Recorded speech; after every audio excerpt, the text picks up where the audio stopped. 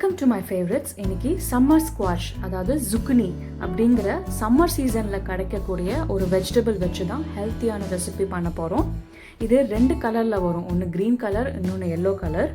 இதில் நிறைய health benefits இருக்குது. இதில் பொட்டாசியம் அதிகம், ஆன்டி ஆக்சிடென்ட் அதிகம், விட்டமின் சி சத்து அதிகம், பிளட் ப்ரெஷரை கண்ட்ரோல் பண்ணும், ஹார்ட்டுக்கு ரொம்ப நல்லது, வெயிட் லாஸ்க்கு யூஸ் பண்ணுவாங்க.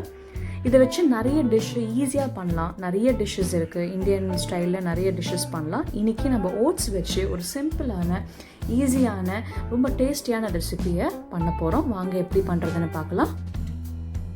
முதல்ல ஒரு பவுலில் 1 கப் ஓட்ஸ் போட்டுக்கோங்க. அப்புறம் 3/4 கப் கோதுமை மாவு,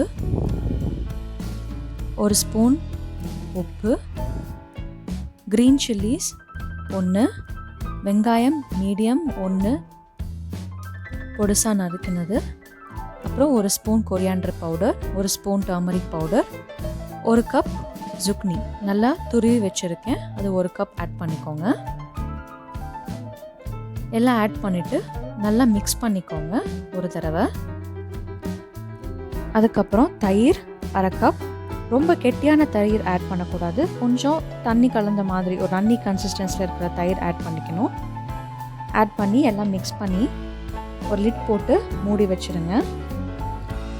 அந்த zucchini நீர் காய்ங்கிறதுனால கொஞ்சம் தண்ணி விட ஆரம்பிக்கும், அதனால் கொஞ்சம் நேரம் செட் பண்ணிக்கோங்க. அப்புறம் ஒரு தவா ஹீட் பண்ணி கொஞ்சம் கொஞ்சமாக எடுத்து அந்த மிக்சரை ஸ்ப்ரெட் பண்ணுங்கள். இது தோசை மாதிரி நம்ம ஊற்ற முடியாது, கொஞ்சம் இந்த மாதிரி வீடியோவில் நான் காமிச்சிருக்கிற மாதிரி இந்த மாதிரி ஸ்ப்ரெட் பண்ணிக்கோங்க. இது 2 பக்கம் ஒரு 2 மினிட்ஸ் குக் பண்ணாலே போதும், சீக்கிரமாக வெந்துடும். கொஞ்சம் டேஸ்ட் என்ஹான்ஸ் பண்ணணும் அப்படின்னா கொஞ்சம் கீ 2 பக்கம் தடவிக்கோங்க. இது ஆப்ஷனல் தான், தேவைப்பட்டால் பண்ணிக்கலாம். அவ்வளோதான், நம்ம சுவையான zucchini வச்சு ஓட்ஸ் வச்சு பண்ணக்கூடிய ரொம்ப ஈஸியான ஒரு டிஷ் ரெடி ஆகிடுச்சு. ஹெல்த்தியான ஒரு டிஷ். அவ்வளோதான்.